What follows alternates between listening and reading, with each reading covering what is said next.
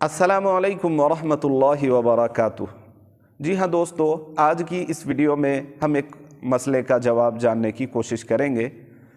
मसला का उन्वान ये है कि कौमी परचम को, नेशनल फ्लैग को, तिरंगे को सलामी देना, सल्यूट करना, यह अज़्रुए शरअ कैसा है और शरई नुक्ते नज़र से इसकी क्या हैसियत है?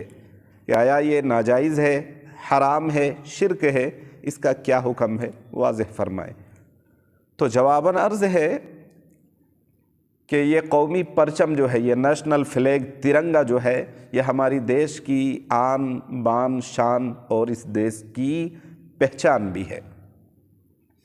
तो कौमी परचम को,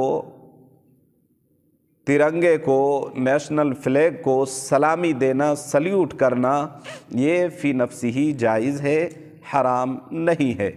मगर उलमा ने कहा है कि झुककर सलामी नहीं देनी चाहिए। झुककर सलामी देने से मना किया है। अलबत्ता इसको भी हराम कहना या मुशरिकाना अमल कहना, उलमा ने इसकी भी तरदीद की है, इसको भी मना किया है। इसलिए कि उमूमन इस तरह के सवालात गर्दिश करते हैं। कौमी जो दो त्यौहार के जो दो अय्याम है साल में, वो 26 जनवरी, 15 अगस्त, इस मौके पर इस तरह की बातें गर्दिश करती है। लोग अहले इल्म से ये मसला पूछते भी हैं, रुजू भी करते हैं कि जी इस मसले का सही जवाब क्या है। तो उलमा ने लिखा है, हज़रत मौलाना मुफ्ती किफ़ायतुल्लाह साहब लिखते हैं कि ये चूँकि फ़ौजी और कौमी अमल है, लिहाजा इसमें कोई हरज नहीं, कोई मुज़ायक़ा नहीं है।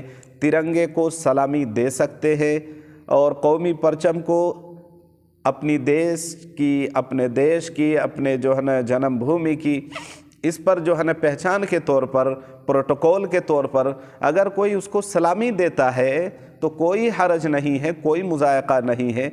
मगर इस बात का खातिर खा ख्याल रखे कि अगर कोई इस नीयत से कि जी ताज़ीमन कर रहे हैं, तो ताज़ीमन करना नहीं है, बल्कि ये हमारी कौम की जो है ना पहचान है, कौमी परचम है, इसलिए हम कर रहे हैं, प्रोटोकॉल के तौर पर इसको कर रहे हैं, तो कोई हरज नहीं है।